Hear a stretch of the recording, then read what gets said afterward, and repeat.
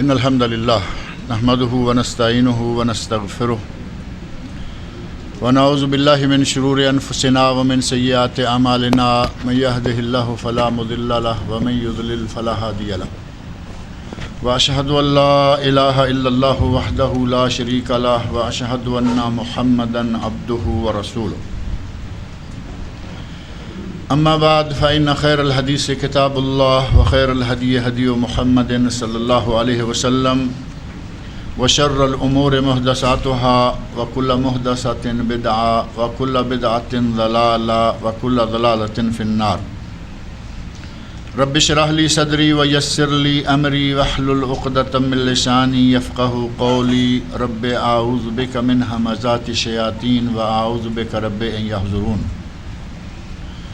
اعوذ باللہ السمیع العلیم من الشیطان الرجیم والذین هم لفروجهم حافظون الا علی ازواجهم او ما ملکت ایمانهم فانهم غیر ملومین فمن ابتغى وراء ذلك فاولئک هم العادون والذین هم لاماناتهم وعهدهم راعون والذین هم بشهاداتهم قائمون والذین هم علی صلاتهم یحافظون اولئک فی جنات مکرمون۔ یہ سورۃ المعارج کی کچھ آیات ہیں۔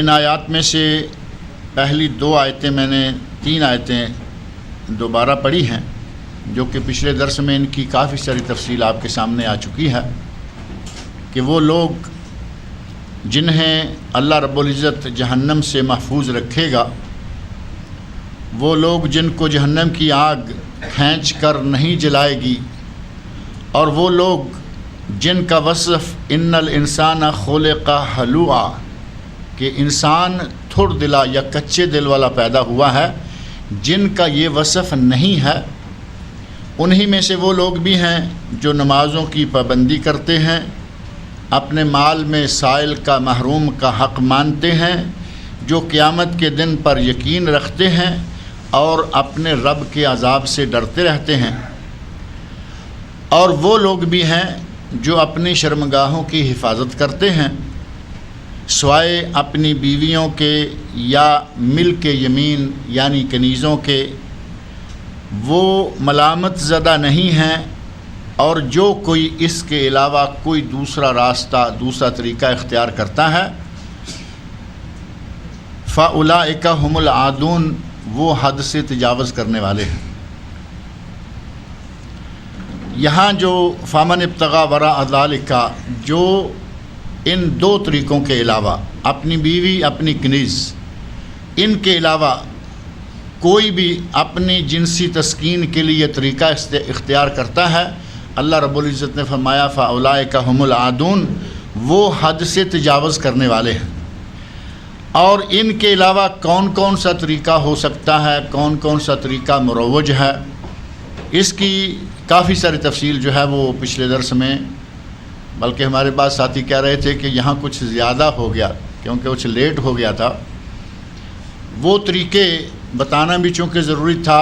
مثلا اپنی بیوی اور کنیز کو چھوڑ کر اپنی شہوت رانی کے لیے دوسرا کوئی طریقہ کرتا ہے جس کو زنا کہا جائے گا، زنا کرنے والا فَأُولَئِكَ هُمُ الْعَادُونَ میں سے ہے۔ اگر کوئی آدمی کسی جانور کے ساتھ بدفعلی کرتا ہے، وہ فَأُولَئِكَ هُمُ الْعَادُونَ میں سے ہوگا۔ اگر کوئی مرد سے، لڑکے سے غیر فطری فعل کے ذریعے تسکین کرتا ہے، وہ بھی فَأُولَئِكَ هُمُ الْعَادُونَ میں سے ہوگا۔ اور چوتھی چیز میں نے ذکر کی تھی کہ اگر کوئی ہاتھ سے اپنا مادہ منویہ نکالتا ہے تو وہ بھی فَأُولَئِكَ هُمُ الْعَادُونَ میں سے ہوگا۔ یہ تو سارے معاملات ہیں مردوں سے تعلق رکھنے والے۔ اور ایک لفظ جو کتب فقہ میں ملتا ہے وہ ہے سحاق۔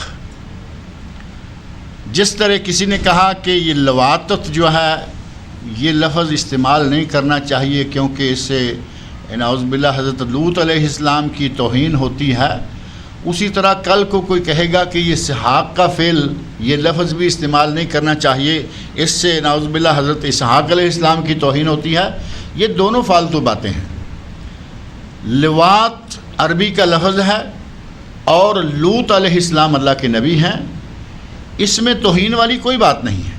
اسی طرح اسحاق عربی کا لفظ ہے اور حضرت اسحاق علیہ السلام اللہ کے نبی ہیں، اس کا آپس میں جوڑ دینا کہ لفظ قریب قریب ہیں، اس میں سے توہین کا کوئی پہلو نکلتا ہے۔ ہم جب نکالنا چاہتے ہیں تو کہیں سے کچھ بھی نکالنا شروع کر دیتے ہیں۔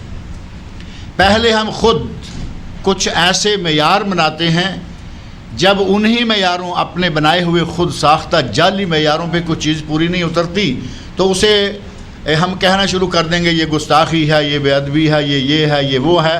جیسا کہ قرآن کریم کے سلسلہ میں خاص طور پر ہمارے پاک و ہند میں ادب احترام کے جو معیار بنائے گئے ہیں ان کا اور ان میں سے اکثر کا قرآن و سنت سے پتہ تک نہیں چلتا۔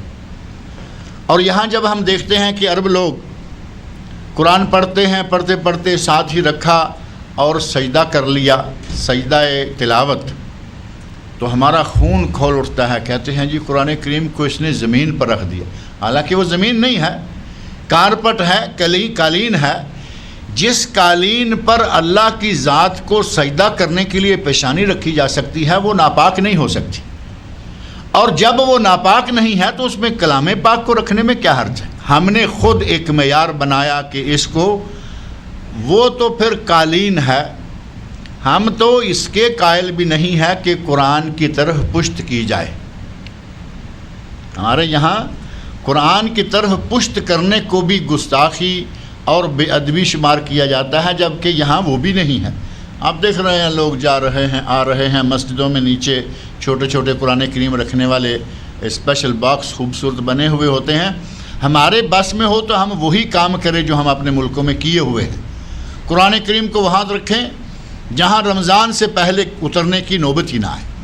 پورا سال گزر جاتا ہے، قرآن کا ادب احترام ہم نے یہ بنا رکھا ہے کہ اس کو اونچا رکھ دو، خوبصورت قسم کا، اس سے بھی گاڑے رنگ کا، ہرے رنگ کا کوئی غلاف ہو، اس میں لپیٹو اور چمک دمک والا ہو، زرق برق ہو اور خوبصورت ہو، اس میں لپیٹا اور اوپر تاک کوئی روشن دان کوئی اونچی جگہ ہے وہاں رکھ دیا۔ نتیجہ یہ ہوتا ہے کہ قرآن ہماری دسترس سے باہر ہو جاتا ہے، ہمارے ہاتھ سے گیا، out of sight out of mind والی بات جو معروف ہے، آنکھ ہو جل پہاڑ ہو جل۔ قرآن آنکھ سے ذرا دور گیا، اب نوبت ہی نہیں آتی۔ رمضان آیا، پتہ چلا کہ رمضان میں قرآن نازل ہوا ہے، اتارو اس کو، جھاڑو اس میں سے گرد و غبار اٹھاؤ، قرآن کو پڑھو۔ ہم نے غلط معیار بنایا، نتیجہ یہ کہ ہم قرآن سے دور ہو گئے۔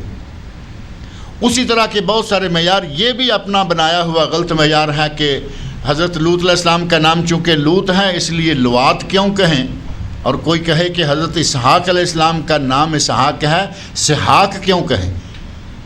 فقہائے کرام جو اہل اسلام میں سے، مسلمانوں میں سے ایک چنا ہوا بڑا سلیکٹڈ قسم کا لوگوں کا طبقہ ہے، وہ اپنی کتابوں میں ذکر کریں، اور ایک ان پڑھ قسم کا آدمی صرف اسے یہ زور چڑھا ہوا ہے کہ مجھے کچھ معلوم ہے، کچھ معلوم کے زور میں آ کے وہ کہتا ہے جی لوط اور لوات، اسحاق اور سحاق۔ اللہ کے بندے، وہاں بھی فرق ہے، یہاں بھی فرق ہے، قرب ضرور ہے۔ آپ کو معلوم ہے کہ صرف زیر اور زبر کے بدلنے سے معنی بدل جاتا ہے، صرف ایک نقطے سے جہاں بدل جاتا ہے۔ رحمت اور زحمت ایک ہی نقطہ ہے نا، رحمت اور زحمت میں صرف ایک نقطے کا فرق۔ اتنا لمبا فرق جب ہو جاتا ہے تو یہاں تو لوات اور لوط میں پورا اتنا لمبا الف موجود ہے، اسی طرح سحاق اور اسحاق میں بھی پورا لمبا ایک الف موجود ہے۔ بہرحال جو چیزیں فاولئک هم العادون کے سلسلہ میں آتی ہیں ان میں سے ہی ایک سحاق بھی ہے، اور یہ پہلے ذکر کردہ زنا، لواط اور اغلام بازی اور وطی بالوہیمہ، ان بہیمہ، ان چار کے علاوہ پانچواں ہے سحاق۔ اور سحاق ہے کیا، اس کی تفصیل کچھ عرصہ پہلے تک کچھ مشکل تھی، لیکن موجودہ دور میں وہ عام ہو گئی ہے، اکثر لوگ اس کو سمجھنا شروع ہو گئے ہیں۔ سحاق جس طرح مرد کے ساتھ بدفعلی کر کے غیر فطری طریقہ سے جنسی تسکین حاصل کرتا ہے، ایسے ہی عورتوں کے ساتھ کسی بھی انداز سے جنسی تسکین حاصل کرنے کے لیے جو بھی رنگ اختیار کرتی ہے، عربی میں اسے سحاق کہا گیا۔ اب اپنے شوہر کو چھوڑ کر، جو کہ اس کے لیے جائز شرعی طریقہ ہے جنسی تسکین کے لیے، اسے چھوڑ کر جب کوئی بھی دوسرا طریقہ اختیار کرے گی، وہ زنا ہوگا، وہ سحاق ہوگا، یا کوئی کچھ بھی طریقہ ہو، وہ ان لوگوں میں سے شمار ہونے لگے گی جن کے بارے میں اللہ نے فرمایا فَأُولَٰئِکَ هُمُ الْعَادُونَ، کہ وہ حد سے تجاوز کرنے والے لوگ ہیں۔ اللہ رب العزت ہمیں ان تمام بیماریوں سے محفوظ رکھے۔ ان بیماریوں کے نتیجہ میں، ان گناہوں کے نتیجہ میں اتنے بڑے بڑے امراض معاشرے میں آ گئے ہیں کہ پہلے زمانے میں کبھی سنے نہ تھے، کبھی پڑھے نہ تھے۔ آج کل ان بدفعلیوں کے، غیر فطری طریقہ سے جنسی تسکین کے نتیجہ میں بہت سارے امراض، جن میں سے ایک تو بڑا مشہور ہے نا، خوفناک قسم کا مرض، اور وہ کون سا ہے؟ ایڈز۔ ایڈز انہی غیر فطری طریقوں سے، انہی حرام طریقوں سے، زنا حرام طریقہ ہے، لواط حرام طریقہ ہے، غلام بازی حرام طریقہ ہے، لواط بالبہیمہ حرام طریقہ ہے، سحاق حرام طریقہ ہے، ان کے نتیجہ میں جو بیماریاں پیدا ہوتی ہیں ان میں سے صرف ایک کا نام کافی ہے، ایڈز۔ ایڈز جیسی خوفناک بیماری جس کا ابھی تک کوئی واضح علاج میرا خیال نہیں نکلا، کل تک نکل آئے گا کوئی نہ کوئی۔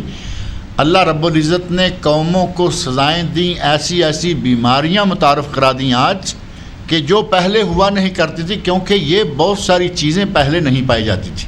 بہرحال اللہ رب العزت نے مسلمان کو اس کی جنسی تسکین کے لیے جائز اور صحیح طریقہ عطا فرمایا ہے، نہ عیسائیوں کی طرح کہ ہم کنوارے ہیں، ہم ان کے چونکہ رہنما ہیں، کنوارے ہیں اور فحاشیاں بے شمار، جائز حلال طریقہ سے شادی نہیں لیکن زناکاری عام۔ اسلام نے کہا کہ اپنی اس جنسی تسکین کے لیے جائز راستے اختیار کرو، اور اللہ رب العزت نے مردوں کو، پچھلی مرتبہ میں نے ذکر کیا تھا، 2 2 3 3 4 4 بیویاں اپنے نکاح میں لینے کی اجازت دی، اور اگر کوئی ان میں عدل و انصاف نہ کر سکے تو فرمایا کہ پھر ایک پر ہی رہو، ایک ہی تمہارے لیے کافی ہے۔ اللہ رب العزت نے ان لوگوں کا جو ان الانسان خلق حلوہ، انسان تھڑ دلا، انسان کچے دل کا، انسان بڑا جلد باز پیدا کیا گیا ہے، اور جن لوگوں کو ذرا سی تکلیف پہنچے تو جزا فضا شروع کر دیتے ہیں، اور خیر پہنچے تو اسے روک لیتے ہیں، سانپ بن کے بیٹھ جاتے ہیں۔ جن لوگوں کو جہنم جلائے گی ان میں سے جو بچ جانے والے ہیں، ان میں سے ایک وہ لوگ ذکر کیے، والذین ھم لامانتہم وعہدہم راعون۔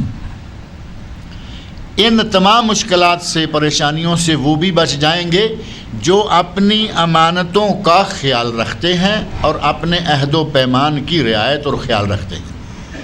امانت، کسی کے پاس کوئی چیز رکھیں اور کہیں کہ یہ مجھے کچھ عرصے کے بعد چاہیے، تب تک آپ اس کو رکھ لو، اور کچھ عرصے کے بعد آپ جائیں پوچھیں کہ بھائی میں نے آپ کے پاس 5,000 ریال 10,000 ریال رکھا تھا، وہ کہاں ہے، اور وہ آنکھیں ہی پھیر جائے، طوطا چشمی سے کام لے کہے کہ کون سے پیسے۔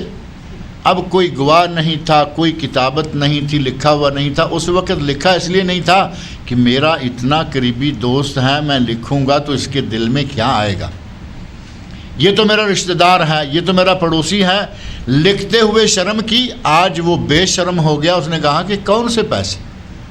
وہ کہتا ہے میں نے تم کو اتنے پیسے دیے، کب دیے، کس کے سامنے دیے؟ یہ ہے امانت میں خیانت، کہ اس نے امین سمجھ کر اپنا مال آپ کے پاس رکھا، کسی کے پاس رکھا، اور وہ اس کو ہڑپ کر جائے، اور پھر کہیں گے کہ جاؤ یہ سرکار اور دربار ہے، لے کے دکھاؤ۔ ایسے لوگ موجود ہیں۔ یہ امانت میں خیانت ہے، اور یہ ہے بندوں کا ایک دوسرے کی امانت کے بارے میں خیانت کرنا۔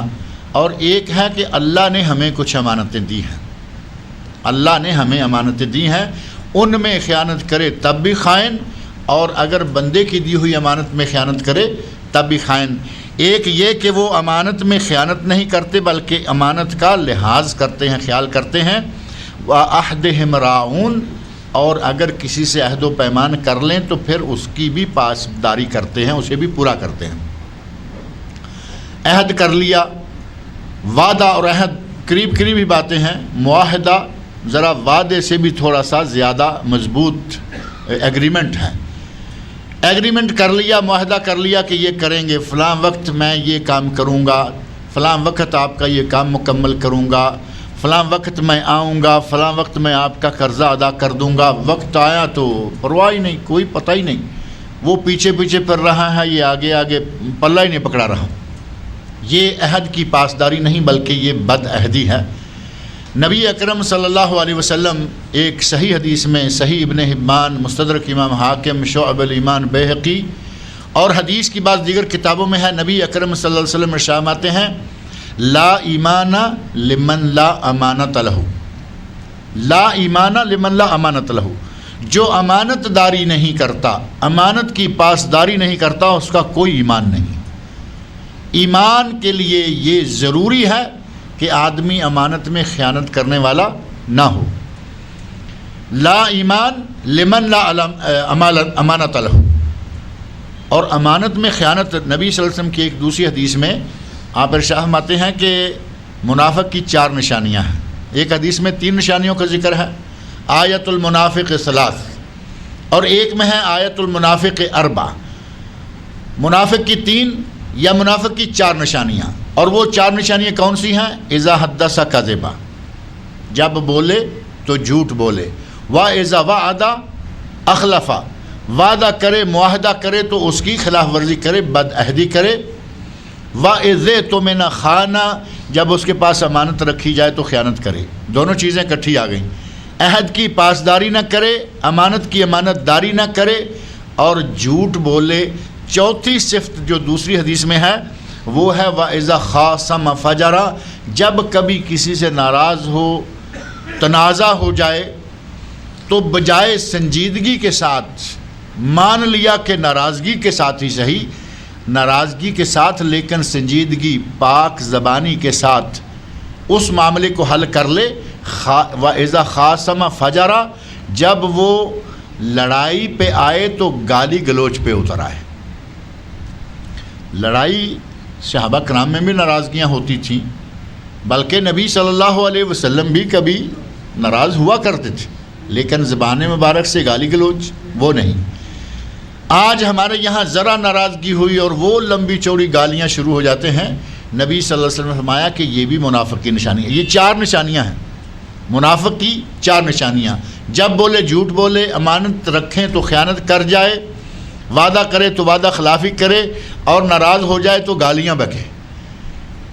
نبی صلی اللہ علیہ وسلم فرماتے ہیں کہ جس میں یہ ساری نشانیاں پائی گئیں کانا منافقا خالصا، وہ پکا منافق ہے.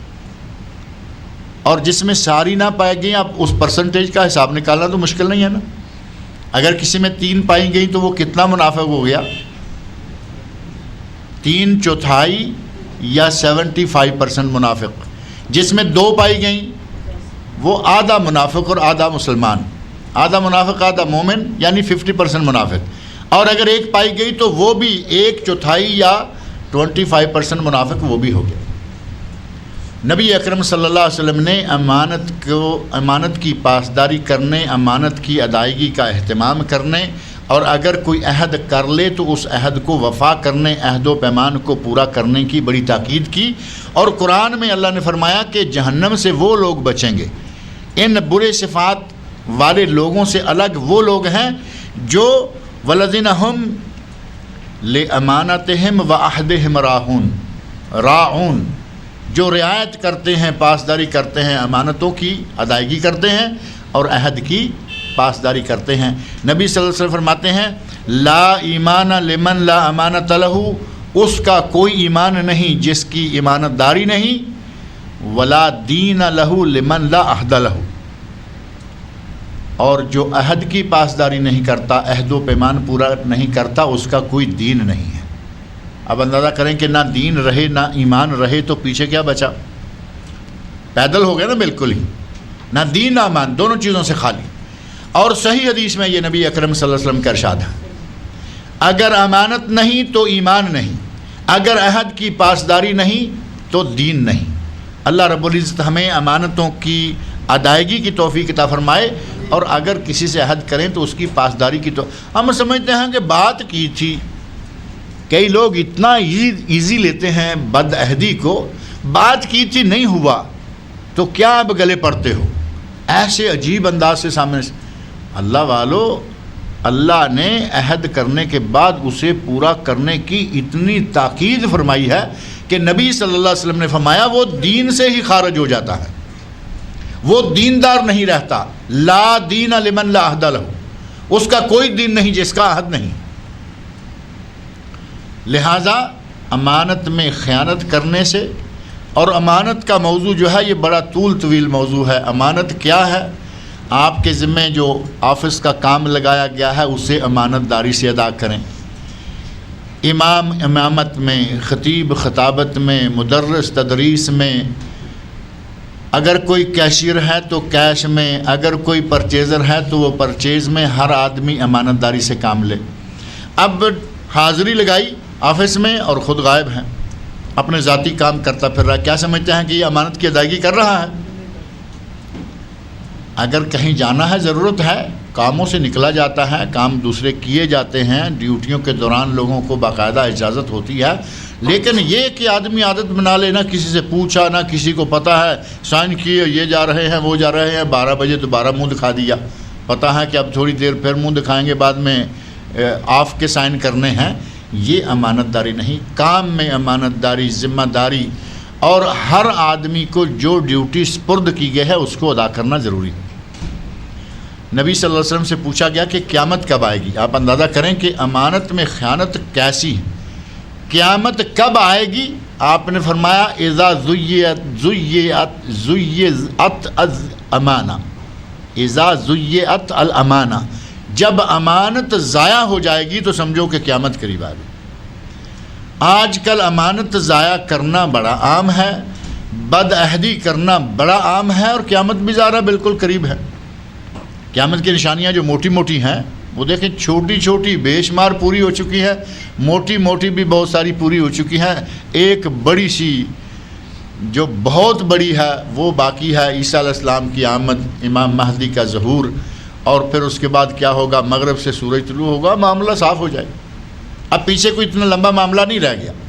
قیامت کے قرب قیامت کی علامتوں میں سے ایک یہ ہے کہ امانت کو ضائع کر دیا جائے گا۔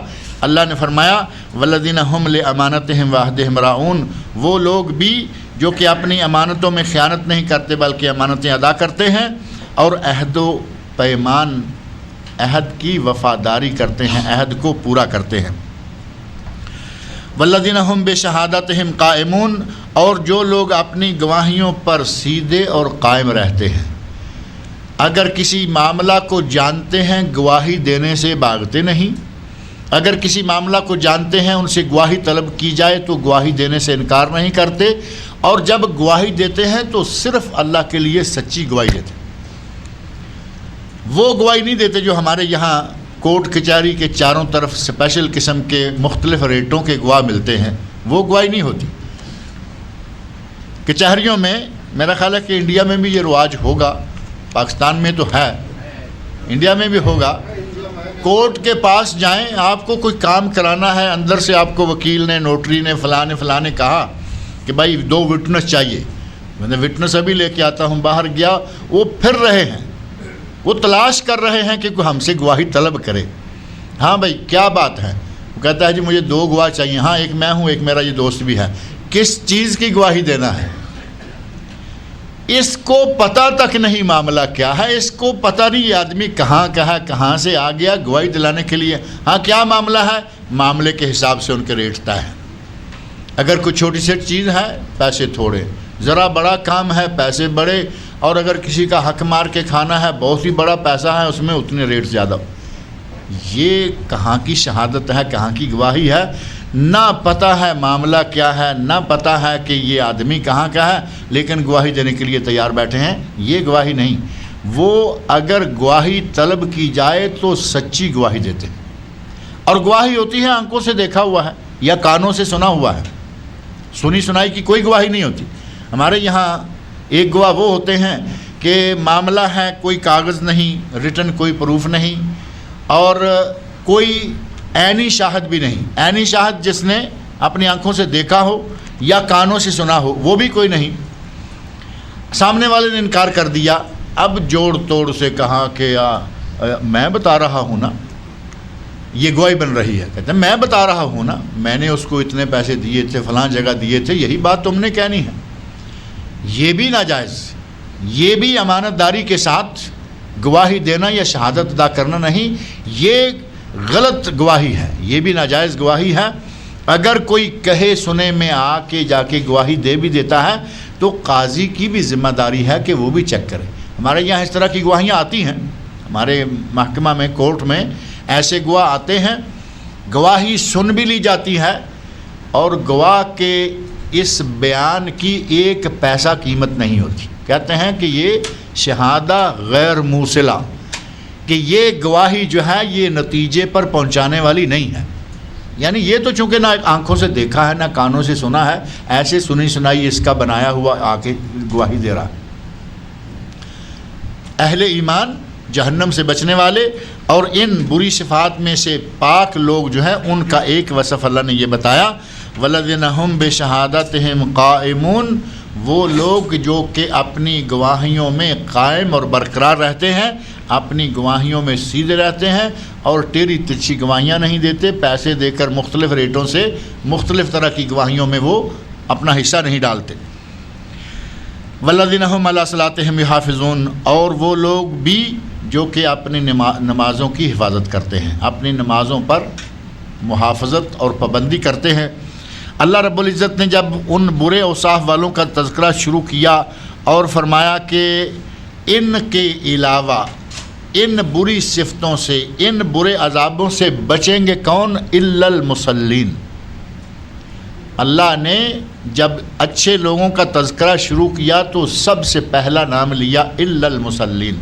یہ آیت نمبر 22 ہے اسی صورت کی، الا المصلین، یعنی انسان تھوڑ دلا پیدا کیا گیا ہے، کچے دل والا، جب اسے مصیبت پہنچتی ہے تو ہڑبڑا اٹھتا ہے، جزا فضا شروع کر دیتا ہے، اور جب اسے خیر ملتی ہے، راحت ملتی ہے، پیسہ ملتا ہے، دولت آتی ہے تو بخل کرنے لگتا ہے، پیسے پہ سام بن کر بیٹھ جاتا ہے۔ الا المصلین، سوائے نمازیوں کے۔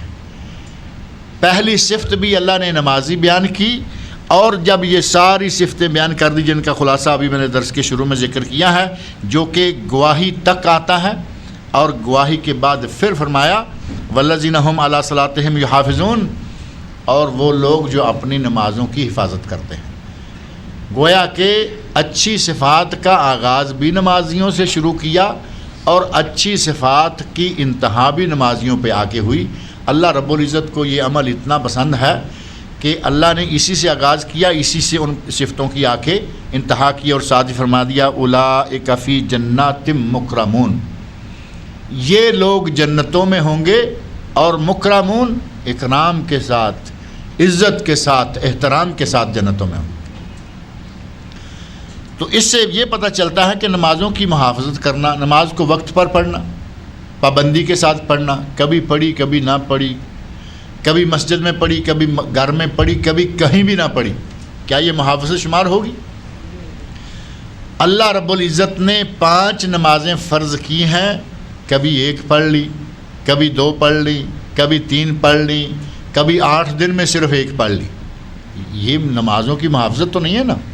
جمعہ کا جمعہ نہائے دھوئے کپڑے پہنے ہیں، صاف ستھرے ٹنشن ہو کر مسجد میں جاؤ، 8 دن تک دوبارہ مسجد کا منہ نہیں دیکھا، یہ کہاں کا نمازی ہے؟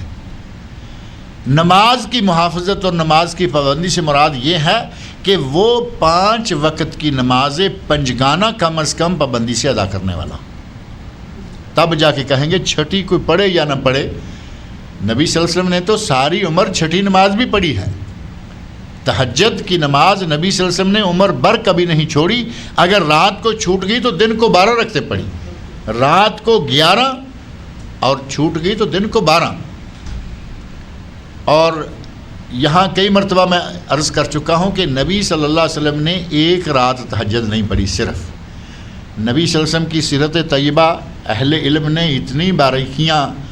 اتنی باریکیاں ذکر کی ہیں کہ علامہ ابن قیم رحمۃ اللہ علیہ نے زاد المعاد میں لکھا ہے کہ نبی صلی اللہ علیہ وسلم ہمیشہ تہجد پڑھا کرتے تھے۔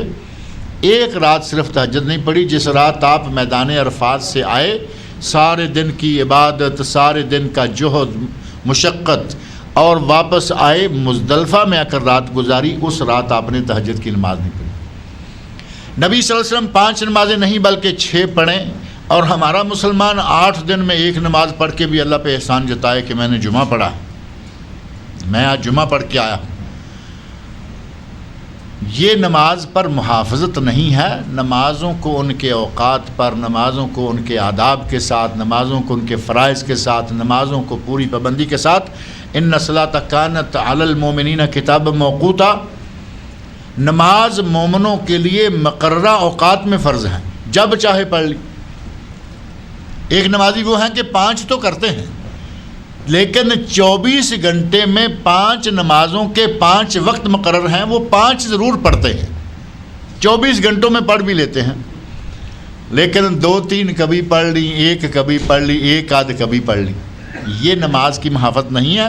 اللہ نے فرمایا کہ وہ لوگ والذین ھم علی صلاتہم یحافظون، وہ لوگ جو کہ اپنی نمازوں کی محافظت یا حفاظت کرتے ہیں، اولئک فی جنات مکرمون، یہی لوگ جنتوں میں عزت والے ہوں گے، احترام والے ہوں گے، وہاں ان کو اکرام و احترام ملے گا۔ فما للذین کفروا قبلک مہطعین، اے میرے نبی ان کافروں کو کیا ہو گیا ہے کہ وہ تیری طرف دوڑتے ہوئے چلے آتے ہیں۔ اب معاملہ جو ہے وہ نبی اکرم صلی اللہ علیہ وسلم کی طرف اور مشرکین مکہ کے معاملے کی طرف آ گیا۔ فرمایا فما لے، کیا ہے ان کو، کن کو؟ الذین کفروا، جو کافر ہیں، مشرکین مکہ ہیں یا کافر کوئی بھی ہیں، ان کو کیا ہے؟ قبلک مہطعین، آپ کی طرف یہ دوڑے چلے آتے ہیں، عن الیمین و عن الشمال عزین، دائیں سے اور بائیں سے گروہ در گروہ۔ نبی اکرم صلی اللہ علیہ وسلم جب کوئی بات کہنے لگتے، درس دینے لگتے، خطاب فرمانے لگتے، تو مشرکین مکہ گروہ در گروہ بھاگے چلے آتے، اور ان کی کوشش یہ نہیں ہے کہ سنیں، سمجھیں، اپنائیں، عمل کریں، بلکہ کوشش کیا ہے کہ جائیں اور جا کر شور مچائیں، نبی صلی اللہ علیہ وسلم کی بات کو دبائیں، اپنے شور کو اوپر غالب کریں تاکہ آپ کی بات کسی تک نہ پہنچ پائے۔ اور وہ کہا کرتے تھے نا کہ جب قرآن پڑھا جائے تو تم شور مچاؤ، والغوا فیہ، اور اس پر لغو، اپنی فالتو گفتگو، اپنا شور شرابہ اتنا کر دو کہ یہ بات دوسروں تک نہ پہنچنے پائے۔ اور خواہش کیا ہے کہ نبی صلی اللہ علیہ وسلم کا لایا ہوا پیغام، نبی صلی اللہ علیہ وسلم کی دعوت جو ہے اس کو دبا دیں۔ اللہ رب العزت جس کو دنیا کے کونے کونے میں پہنچانا چاہے، اور نبی صلی اللہ علیہ وسلم نے فرمایا کہ اللہ اس دین کو دنیا کے کونے کونے تک پہنچائے گا، ہر گھر میں پہنچائے گا۔ جب نبی صلی اللہ علیہ وسلم کو بھی یہ اعتماد تھا، اللہ نے یہ یقین دلا رکھا تھا، اللہ رب العزت نے اس کا انتظام کر رکھا ہے، تو مشرکین یا کفار، عیسائی، یہودی، ہندو، سکھ، بدھسٹ، کوئی بھی ہو، اس دعوت کا راستہ نہیں روک سکتے، لیکن اپنے طور پر وہ کوششیں کرتے رہے۔ اللہ نے فرمایا کہ میرے نبی کیا بات ہے، کافروں کو کیا ہو گیا ہے؟ فمال الذین کفروا، ان کافروں کو کیا ہو گیا ہے؟ قبلک مہطعین، آپ کی طرف یہ دوڑتے چلے آتے ہیں، عن الیمین و عن الشمال عزین، دائیں سے اور بائیں سے اور گروہ در گروہ۔ ایطمع کل امرئ منہم ان یدخل جنت نعیم، کیا ان میں سے ہر ایک آدمی کی یہ خواہش ہے کہ وہ جنت میں داخل کر دیا جائے گا یا وہ جنت میں داخل ہو جائے گا؟ جو لوگ نبی صلی اللہ علیہ وسلم کی دعوت کو سن کر اپنانے کی بجائے اس کو روکنے، اس کی راہ میں رکاوٹیں ڈالنے کے لیے آتے ہیں، بھاگتے ہیں، شور مچاتے ہیں، کیا وہ لوگ یہ خواہش رکھتے ہیں کہ وہ یہ کر کے بھی جنت میں داخل ہو جائیں گے؟ پچھلے درس میں نے ذکر کیا تھا کہ نیک لوگ نیکی کرتے ہوئے بھی ڈرتے ہیں، نیکی کرتے ہیں پھر بھی ڈرتے ہیں کہ پتہ نہیں قبول ہوگی یا نہیں، اور برے لوگ برائی کرتے ہوئے بھی نہیں ڈرتے۔ وہی معاملہ ان کا تھا کہ یہ آتے ہیں، نبی صلی اللہ علیہ وسلم کی دعوت کو دباتے ہیں، نبی صلی اللہ علیہ وسلم کی دعوت کی راہ میں رکاوٹیں کھڑی کرتے ہیں اور سمجھتے ہیں کہ ہم جنت میں داخل ہو جائیں گے۔ کلا، اللہ نے فرمایا ایسا ہرگز نہیں ہوگا۔ یہ نہیں کہ نبی کی راہ میں رکاوٹیں داخل کریں، کھڑی کریں، نبی صلی اللہ علیہ وسلم کو اذیتیں پہنچائیں، میرے نبی کی دعوت کو لوگوں تک پہنچانے کی راہ میں حائل ہوں اور یہ جنت میں داخل ہو جائیں۔ کلا، ایسا نہیں ہوگا۔ انا خلقناہم مما یعلمون، ہم نے انہیں پیدا کیا ہے اس چیز سے جسے یہ جانتے ہیں۔ اللہ رب العزت نے بنی نوع انسان کی اصل تخلیق کہاں سے ہوئی اس طرف توجہ دلا دی۔ فرمایا کہ ان لوگوں کو یہ اچھی طرح معلوم ہے کہ ہم نے ایک پانی کے قطرے سے، من ماء مہین، پانی کے ایک ذلیل کم تر قطرے سے ہم نے اس کو پیدا کیا، اسے بڑا کیا، دنیا میں لائے، اس کو پروان چڑھایا، اور یہ سمجھے کہ میں اب اس کو مارنے پہ قادر نہیں، اس کو مارنے کے بعد دوبارہ زندہ کرنے پر قادر نہیں۔ فرمایا یہ کیسے ہو سکتا ہے؟ انا خلقناہم مما یعلمون، ہم نے انہیں جس چیز سے پیدا کیا ہے یہ جانتے ہیں، یعنی ان کی تخلیق پہلے پانی کے ایک بوند سے، پانی کے قطرے سے ہے۔ یہ ہے کیا؟ یہ اگر اپنی اصل کو دیکھیں تو انہیں ہوش آ جائے، نہ یہ تکبر کرنے پائیں، نہ غرور میں مبتلا ہوں۔ ان کی اصل ہے کیا؟ پانی کا ایک قطرہ۔ فلا اقسم برب المشارق والمغارب انا لقادرون، ہرگز نہیں، یہ جو سوچ رہے ہیں یہ غلط بات ہے۔ فلا ایسا نہیں ہے، ایک کہ یہ فلا جو ہے یہ ان کے نظریات جو ہیں ایسا نہیں ہے۔ قسم ہے مجھے مشرقوں اور مغربوں کے رب کی، ہم قادر ہیں۔ اللہ رب العزت نے اپنی ذات کی قسم کھائی۔ رب المشارق والمغارب کون ہے؟ اللہ تعالیٰ۔ اپنی ذات کی قسم کھائی اور فرمایا کہ ہم اس بات پر قادر ہیں کہ ان کو مارے اور دوبارہ اٹھائیں۔ جب ان کا نام و نشان نہیں تھا ہم نے ان کو تب بنایا۔ سورہ دہر کے شروع میں هل اتى على الانسان حين من الدهر لم يكن شيئا مذكورا، ہم نے اس کو، انسان کو اس وقت بنایا، اس وقت اس کی تخلیق فرمائی جب اس کا ذکر تک نہیں تھا۔ اور اب ہم مشرق و مغربوں کے رب کی قسم ہے، گویا اللہ فرما رہے ہیں کہ مجھے میری قسم۔ اللہ رب العزت نے قرآن کریم میں بہت ساری چیزوں کی قسمیں کھائی ہیں، شمس، قمر، دن، رات، تین، زیتون، ستارے، اور دن کے چڑھنے کی، رات کے آنے کی، ستاروں کے چمکنے کی، ستاروں کے غائب ہونے کی۔ 30ویں سپارے میں بڑی قسمیں گزری ہیں۔ اپنی ذات کی قسم اللہ نے ایک جگہ نبی کے حوالے سے فلا وربک لا یؤمنون حتی یحکموک، سورہ نساء میں اللہ رب العزت نے آیت نمبر 65 میں اپنی قسم کھائی ہے ایک جگہ، اور ایک جگہ یہ ہے سورۃ المعارج میں۔ سورہ نساء میں جہاں قسم کھائی ہے وہ بھی بڑا خاص واقعہ ہے۔ فلا وربک لا یؤمنون حتی یحکموک فیما شجر بینہم ثم لا یجدوا فی انفسہم حرجا مما قضیت ویسلموا تسلیما، قسم ہے تیرے رب کی۔ نبی صلی اللہ علیہ وسلم نے مخاطب ہو کر فرمایا کہ اے میرے نبی تیرے رب کی قسم ہے، یہ لوگ اس وقت تک مومن نہیں ہو سکتے جب تک کہ اپنے تنازعات میں، اپنے جھگڑوں میں آپ کو اپنا جج، اپنا قاضی، اپنا فیصلہ کرنے والا نہ مان لیں، اور جب آپ کسی معاملہ میں فیصلہ کر دیں تو اپنے دل میں کوئی تنگی محسوس نہ کریں۔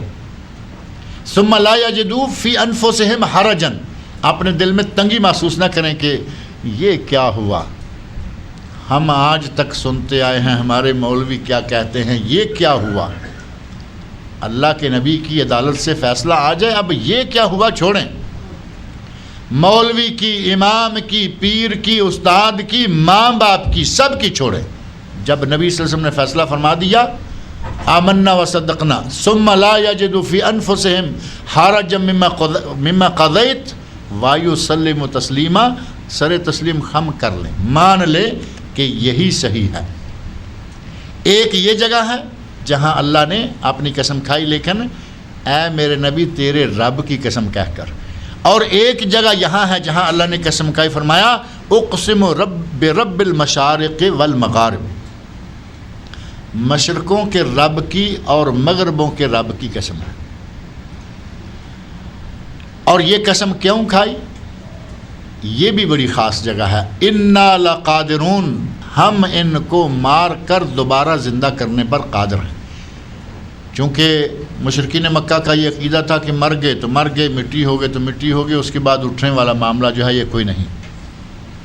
اللہ نے مشرقوں مغربوں کے رب، یعنی میں مشرقوں کا مالک، میں مغربوں کا مالک، میں چاہتا تو ان کو بڑا نہ ہونے دیتا، میں چاہتا تو ان کو پیدا ہی نہ ہونے دیتا، اور جب میری مشرق میری مغرب میری یہ پوری کائنات، تو مجھے اس کو مار کے دوبارہ زندہ کرنا میرے لیے کیا مشکل ہے۔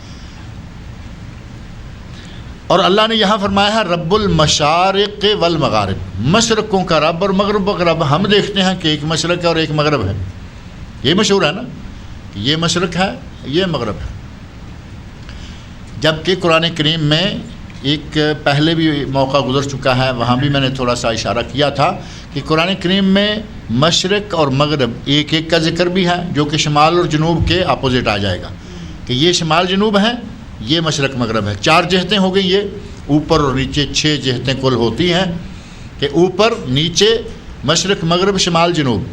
شمال جنوب کے مقابلے میں ایک مشرق ہے اور ایک مغرب ہے، لیکن سردیوں میں موٹی موٹی 2 مشرقیں ہوتی ہیں اور موٹی موٹی 2 مغربیں ہوتی ہیں، سردیوں اور گرمیوں میں۔ آپ دیکھتے ہیں کہ سردیوں میں سورج کہاں سے نکلتا ہے اور کہاں ڈوبتا ہے، گرمیوں میں سورج کہاں سے نکلتا ہے کہاں ڈوبتا ہے، بالکل دور آخری کناروں میں، ایک موسم یہاں سے دوسرا موسم وہاں سے۔ یہ تو پورا مشرق ہے نا، پورا افق مشرق ہے، سردیوں میں ایک کنارے سے نکل رہا ہے اس کنارے میں ڈوب رہا ہے، گرمیوں میں اس کنارے سے نکل رہا ہے اس کنارے سے ڈوب رہا ہے۔ سب سے چھوٹا دن اور سب سے بڑا دن، ان دونوں کے مشرق بھی الگ ہوتے ہیں مغرب بھی الگ ہوتے ہیں۔ اللہ نے فرمایا رب المشرقین و رب المغربین، وہاں 2 مشرقیں، ایک یہ مشرق ہو گئی ایک وہ ہو گئی، ایک سردیوں میں ایک گرمیوں میں، اسی طرح ایک وہ مغرب ہو گئی ایک وہ، ایک گرمیوں میں ایک سردیوں میں۔ اور ایک مفہوم اور بھی ہے مشرقین کا، ہمارے سائنسدان جو مشہور ہے کہتے ہیں کہ زمین گول ہے، یہ تو بڑا مشہور مسئلہ ہے نا کہ زمین گول ہے، یہ زمین جو ہے فٹ بال کی طرح ہے۔ فٹ بال کی طرح جو زمین کو مانتے ہیں وہ بھی اس بات کو مانتے ہیں کہ آدھی دنیا میں دن ہوتا ہے اور آدھی دنیا میں رات ہوتی ہے، تو اس کا مطلب ہوا کہ ایک طرف مشرق ہے اسی وقت دوسری طرف مغرب ہے، اور پھر اس طرف مشرق ہے تو اس طرف مغرب ہے، 2 مشرقیں 2 مغربیں یہ بھی ہو گئی، یعنی کرۂ ارضی کے 2 حصے کر دیں، ایک طرف رات ایک طرف دن، 2 مشرقیں اس طرف اور 2 مغربیں ہی اس طرف ہو گئیں۔ ایک مفہوم یہ بھی ہے۔ اور مشارق و مغارب، سورہ بقرہ میں 3-4 مقامات پر اللہ نے مشرق اور مغرب کا ذکر فرمایا، اور فَبِأَيِّ آلَاءِ رَبِّكُمَا تُكَذِّبَانِ، رب المشرقین و رب المغربین الرحمن میں، اور اسی طرح سورہ شعراء زخرف بعض دیگر مقامات پر مشرقین 2 مشرقیں، اور یہاں بہت ساری مشرقیں، رب المشارق والمغارب۔ اب یہ بہت ساری مشرقیں اس اعتبار سے ہیں کہ تقریباً ہر دن سورج نئی جگہ سے اگتا ہے اور ہر دن سورج نئی جگہ پر غروب ہوتا ہے، یعنی آپ دیکھیں گے کہ گرمیوں سے لے کے سردیوں تک سورج آہستہ آہستہ آہستہ آہستہ اپنی جگہ بدلتا رہتا ہے نکلنے کے لیے، اسی طرح آہستہ آہستہ ڈوبنے کے لیے بھی بدلتا رہتا ہے۔ ہر دن نئی مشرق ہر دن نیا مغرب، تو مشارق و مغارب ہو گیا نا۔ اللہ نے فرمایا مجھے مشرقوں اور مغربوں کے رب ہونے کے ساتھ اپنی قسم ہے، میں جو ان تمام مشرقوں تمام مغربوں اس پوری کائنات کا خالق اور مالک ہوں، مجھے قسم ہے انا لقادرون، ہم قادر ہیں، ہم اس بات کی قدرت رکھتے ہیں، ہم میں یہ طاقت موجود ہے کہ ان کو مرنے کے بعد ہم اٹھا لیں گے۔ مشرکین چونکہ یہ سمجھتے تھے کہ مرنے کے بعد کیا اٹھایا جائے گا، آج مرے اور کل دوسرا دن، یہ تو مشہور جملہ ہے نا، آج مرے اور کل دوسرا دن۔ ہمارے دماغ میں تو ٹھیک ہے دوسرا دن آ گیا، بھول گئے، مرنے والے مر گئے، بات ختم ہو گئی، لیکن اللہ کے نظام میں بھول چوک نہیں ہے۔ اللہ کے نظام میں اگر بھول چوک ہوتی تو یہ کائنات چل نہ پاتی، یہ نظام کائنات جو ہے یہ درہم برہم ہو جاتا۔ اللہ کا جو نظام بن چکا وہ وہی رہے گا۔ کب سے سورج جن جن جگہوں سے نکل رہا ہے انہی جگہوں سے نکلتا آ رہا ہے، جن جن جگہوں میں غروب ہوتا ہے انہی میں غروب ہوتا ہے، اور قیامت تک یہ سلسلہ رہے گا۔ اللہ کے حکم سے صرف ایک مرتبہ نظام کے عکس ہوگا اور وہ آخری دن ہوگا۔ مغرب سے سورج جو ہے وہ طلوع ہوگا ایک ہی مرتبہ. اور انا لقادرون، ہم قادر ہیں ان کو مار کر اٹھانے کے، ان کو دوبارہ لانے کے، اپنے سامنے کھڑا کر کے جواب طلبی کرنے کے، اور ہم قادر ہیں الا ان نبدل خیر منہم، کہ ہم ان کو دنیا سے اٹھا دیں، ان کا نام و نشان مٹا دیں اور ان کی جگہ دوسرے اچھے لوگ لے آئیں. مشرکین مکہ جب کوئی بات ماننے کو نہیں آ رہے تو اللہ نے فرمایا کہ ہم چاہیں تو ہم ان کو ملیامیٹ کر دیں، ان کا نام و نشان مٹا دیں، ان کو دنیا سے اٹھا دیں، ان کی جگہ اچھی قوم لے آئیں. کیا اللہ اس پر قادر نہیں ہے؟ اللہ اس پر قادر ہے کہ آج روئے زمین پر جتنے کافر ہیں سب کو ختم کر اور سارے ہی مسلمان ہو جائیں. لیکن اللہ کی اپنی حکمتیں ہیں. فرمایا کہ میں قادر ہوں الا ان نبدل، کہ ہم بدل دیں خیر منہم، ان سے بہتر لوگ، ان کو ختم کر دیں، بہتر لوگ لے آئیں. ہم اس پر بھی قادر ہیں کہ ان کو مارنے کے بعد اٹھا لیں گے. اللہ نے فرمایا کہ ہمارے لیے کون سی مشکل ہے. اور اللہ رب العزت کی اپنی حکمتیں ہیں. نبی صلی اللہ علیہ وسلم ارشاد فرماتے ہیں کہ تم گناہ کرتے ہو پھر توبہ کرتے ہو، اس میں بھی اللہ کی رضا ہے، اللہ کی منشا ہے. اگر بندہ گناہ نہ کرے، کوئی بندہ گناہ نہ کرے، توبہ نہ کرے، تو اللہ ان تمام لوگوں کو دنیا سے اٹھا لے، وہ قوم لائے جو گناہ کریں اور توبہ کریں. اب اس نقطے میں آپ تھوڑا سا غور کر کے دیکھیں. اللہ رب العزت کو بندے کی طرف سے ٹوٹنا، گرنا، سجدہ ریز ہونا، سامنے آ کے معافی تلافی کے لیے حاضری دینا اللہ کو بہت پیارا ہے. فرمایا کہ اگر یہ سارے لوگ بالکل گناہ نہ کریں، کوئی گناہ کرنے والا نہ ہو، کوئی توبہ کرنے والا نہ ہو، میں ان سب لوگوں کو ختم کر کے دوسرے لوگ لاؤں جو گناہ بھی کریں اور توبہ کریں. اللہ رب العزت چاہتا ہے کہ لوگ اس کی طرف رجوع کریں، لوٹیں، اللہ کی ذات کا اعتراف کریں، اللہ کی ذات کو مانیں.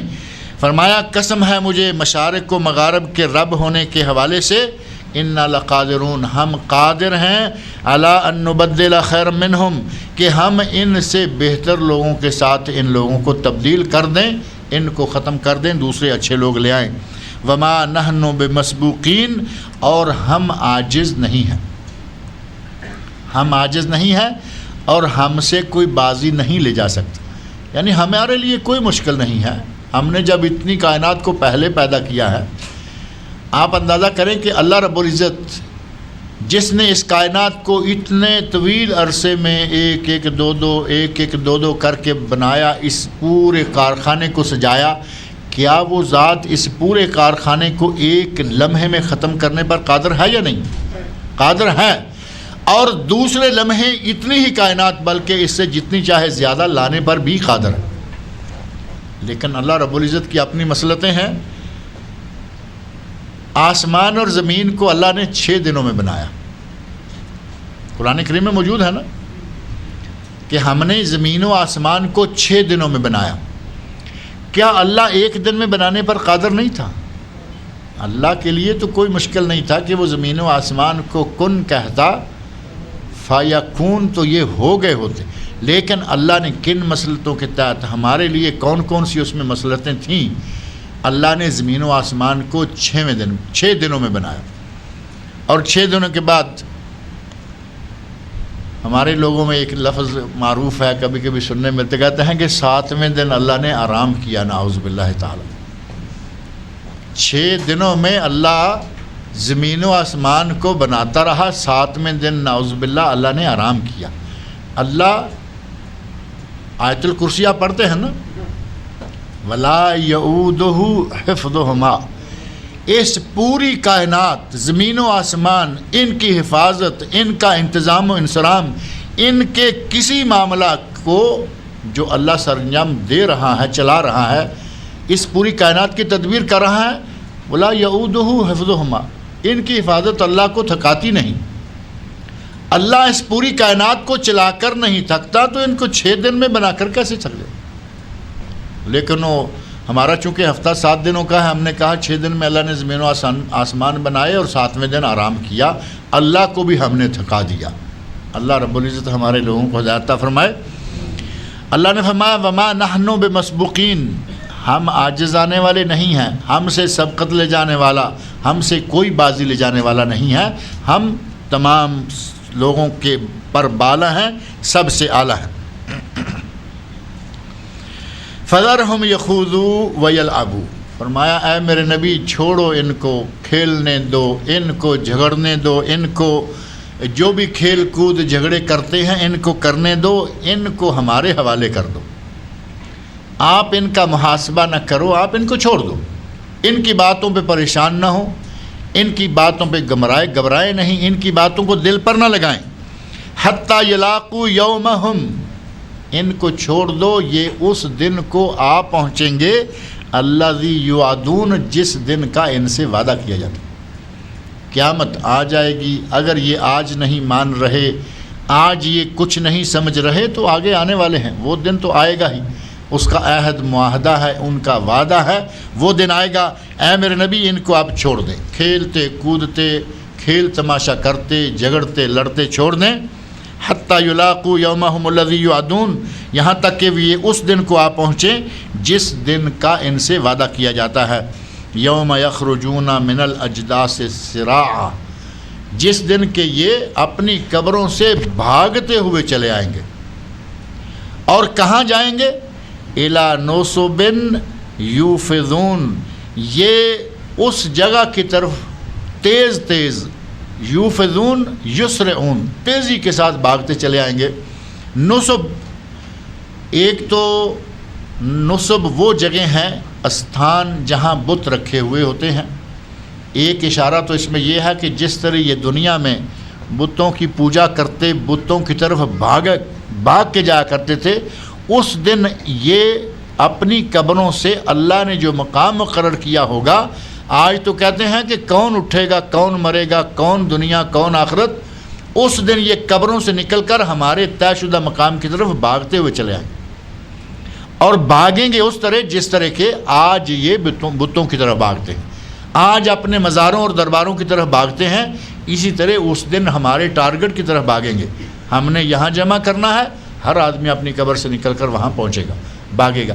ایک معنی یہ ہے، اور دوسرا معنی نصب کا یہ ہے کہ جب کوئی ریس ہوتی ہے، دوڑ ہوتی ہے، جب کوئی مقابلہ ہوتا ہے تو طے ہوتا ہے نا کہ فلاں پہاڑی کو، فلاں درخت کو، فلاں جگہ کو، یا آج کل جو دوڑیں ہوتی ہیں اتنے 1000 میٹر کی دوڑ ہے یا اتنے کلومیٹر کی دوڑ ہے، تو اس کا بھی ایک ٹارگٹ ہوتا ہے کہ وہاں جا کے ہاتھ لگا کے واپس آنا ہے۔ تو اس جگہ کو، ٹارگٹ کو جس کو ہاتھ لگانا ہے نا، ہر آدمی اپنے پوری قوت کے ساتھ اس طرف بھاگ رہا ہے، کیونکہ اس کی خواہش یہ ہے کہ میں پہلے جاؤں، پہلے ہاتھ لگاؤں اور یہ ٹرافی مجھے مل جائے۔ اللہ نے فرمایا کہ آج تو یہ کہہ رہے ہیں کہ کون اٹھایا جائے گا، کون کسے اٹھائے گا، ہم جب مر کر مٹی ہو جائیں گے تو کیسے اٹھائے جائیں گے۔ قبروں سے یہ اس طرح بھاگ کر آئیں گے جس طرح ریس والے، جس طرح دوڑ والے، جس طرح سبقت لے جانے والے بھاگ کر اپنے اس ٹارگٹ کی طرف جاتے ہیں، اس طرح یہ لوگ ہمارے طے شدہ مقام کی طرف دوڑتے ہوئے آ جائیں گے۔ خاشعۃ ابصارہم، اس وقت ان کی آنکھیں جھکی ہوئی ہوں گی، شرم کے مارے اس وقت آنکھیں جھکی ہوں گی کہ ہم تو مانتے نہیں تھے کہ مر کے اٹھائے جائیں گے، ہمیں تو اٹھا دیا گیا، ہم تو سمجھتے تھے کہ ہمارا کوئی حساب کتاب نہیں ہوگا، ہمیں تو غیر ارادی طور پر ہم اس طرف بھاگے چلے جا رہے ہیں جہاں میزان قائم ہے، جہاں ہمیں اپنا حساب کتاب دینا ہوگا۔ خاشعۃ ابصارہم، آنکھیں شرم سے جھکی ہوئی ہوں گی، ترحقہم ذلہ، اور ان پر ذلت چھا رہی ہوگی، انتہائی ذلیل حالت میں، پریشان حالت میں وہ آ رہے ہوں گے۔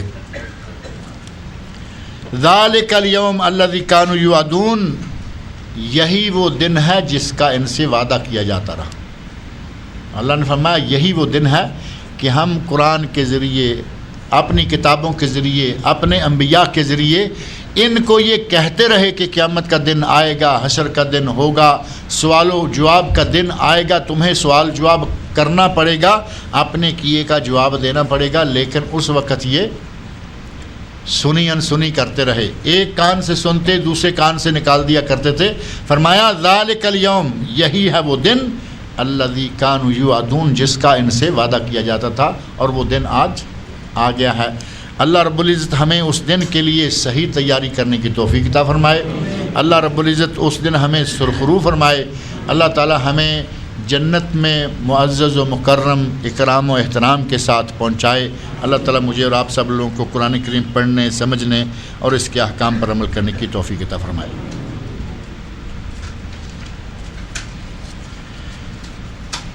کسی نے لکھا ہے کہ ان کی ہمشیرہ کی طبیعت ناساز ہے، آپ تمام بھائیوں سے دعا ہے، بھائیوں اور بہنوں سے دعا ہے، دعا کی درخواست ہے، دعا فرمائیں کہ اللہ رب العزت ان کی ہمشیرہ کو شفائے کاملہ و عاجلہ عطا فرمائے۔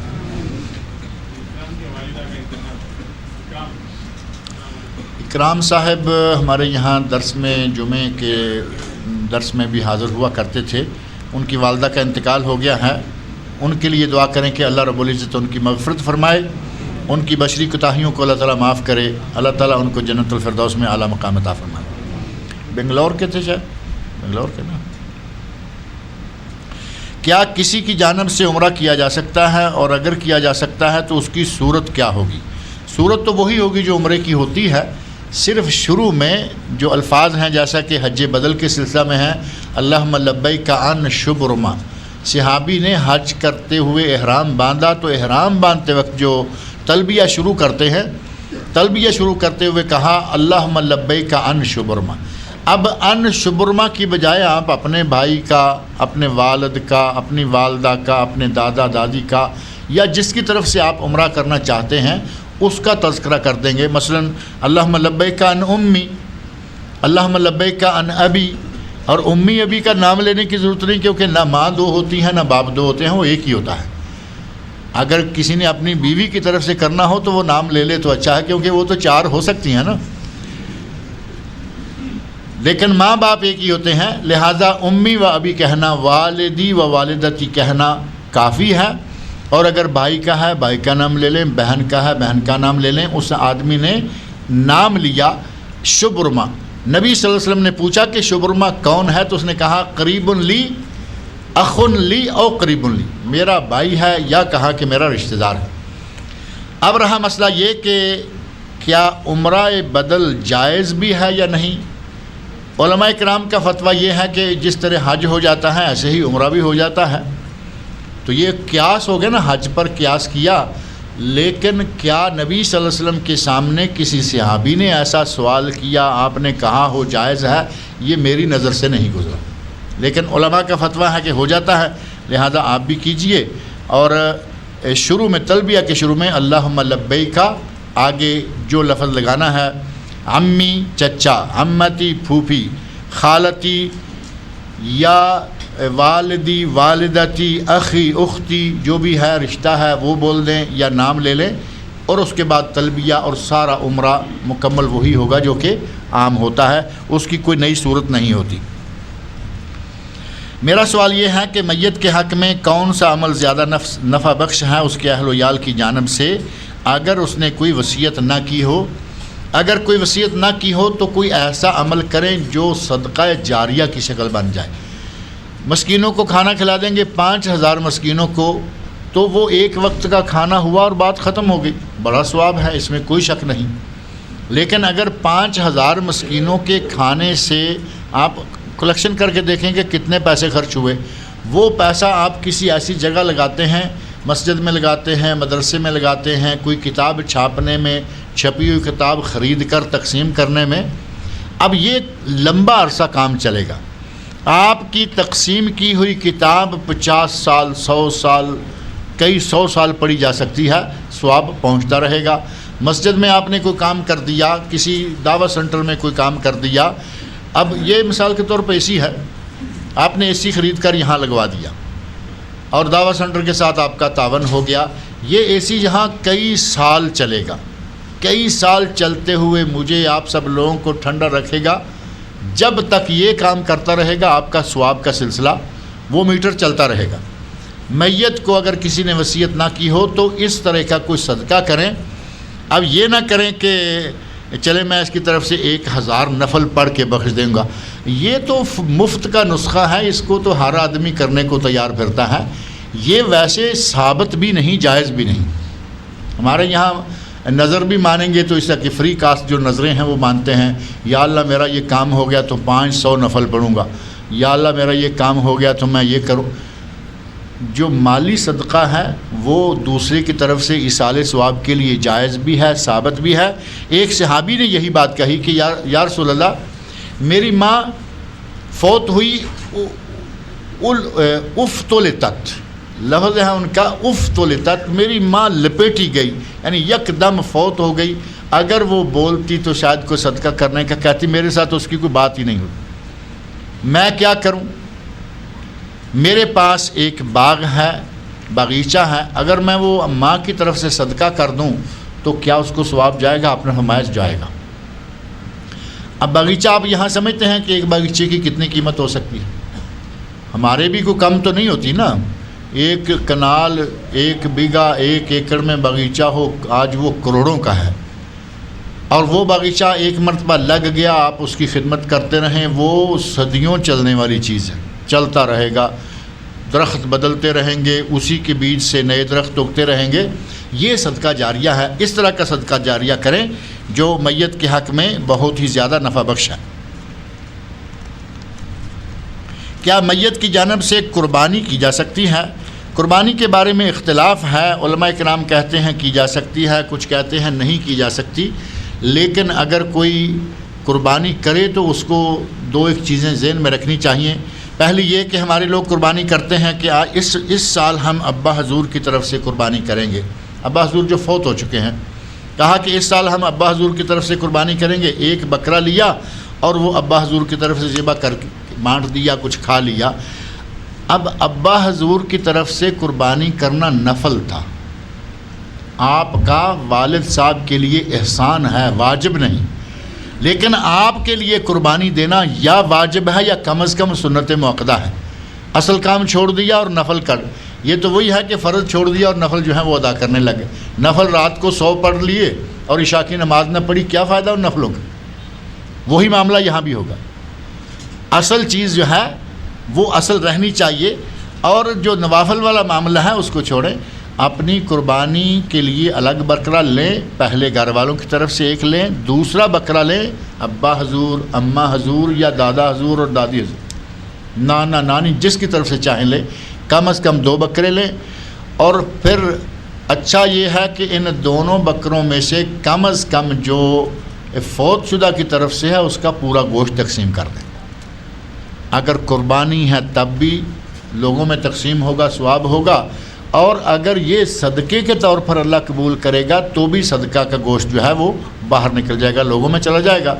2 جانور ہیں، بڑا سیدھا کام ہے، آپ کو 50% گوشت کھانے کو مل جاتا ہے، ایک چاہے پورا بکرا کھا جائیں، ایک پورا تقسیم کر دیں، خاص طور پر جو فوت شدہ کی طرف سے ہو اس کو پورا تقسیم کر دینا جو ہے، اس میں احتیاط ہے، واجب نہیں لیکن اس میں احتیاط ہے، یہ کریں۔ اور وہ سلسلہ جو ہمارے یہاں ہے کہ ایک ہی لی اور وہ بھی ابا حضور کی طرف سے اپنی طرف سے نہ دی، اس طرح اپنا ایک واجب چھوٹ جاتا ہے اور نفل ادا ہو جاتا ہے، وہ نہ کیا جائے۔ اللہ تعالیٰ مجھے اور آپ سب لوگوں کو نیک عمل کی توفیق عطا فرمائے۔